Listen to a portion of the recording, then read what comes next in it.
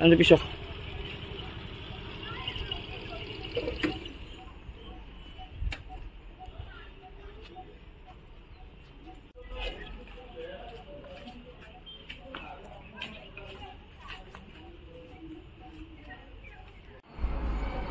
মই দৰং ওদালগুৰিৰ ৰাজবাসীক মই এইটোৱে আহ্বান জনাব খুজিছোঁ যে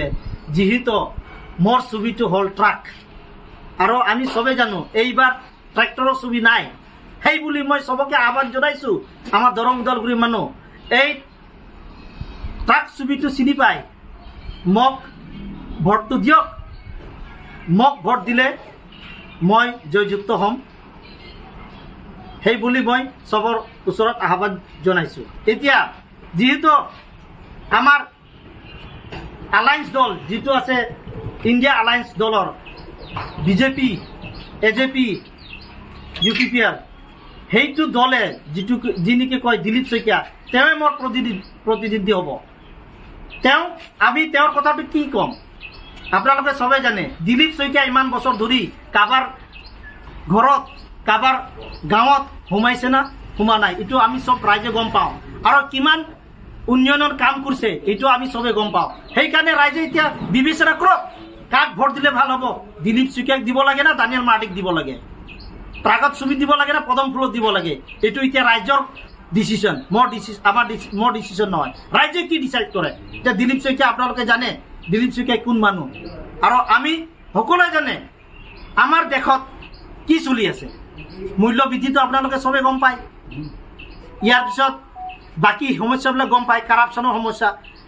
কাৰাপশ্যন নাই বুলি কয় ৰাস্তা ঘাট ডেভেলপমেণ্ট কৰি আছে বুলি কয় কিন্তু তাৰ মাজে মাজেদি আমাৰ চৰকাৰে দুনিয়াভৰত টকা লুটি আছে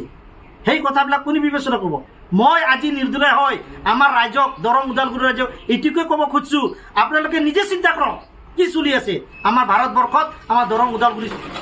ওদালগুৰি ৰাজ্যৰ স্বাৰ্থত কি চলি আছে আপোনালোকে নিজে বিবেচনা কৰক আজিৰ যুগত আমি সাধাৰণ ৰাইজে বহুত সমস্যাত ভুগি আছো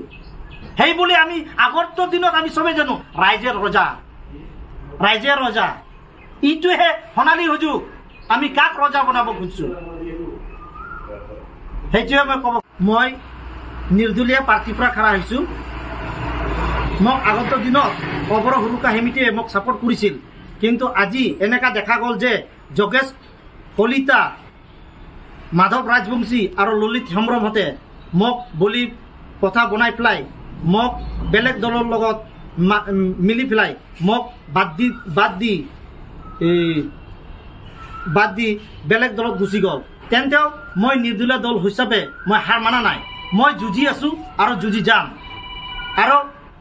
আমি জানো তেওঁলোকে প্ৰত্যেকবাৰে যোগেশ্বৰ কলিতাৰ কথাটো আপোনালোকে সবে বুজি পায় প্ৰত্যেকবাৰে তেওঁ প্ৰাৰ্থী খাৰা কৰাই ইয়াৰ পিছত বেলেগৰ লগত মেল খাই গুচি যায় আৰু আপোনালোকে শুনি আছে আমাক এই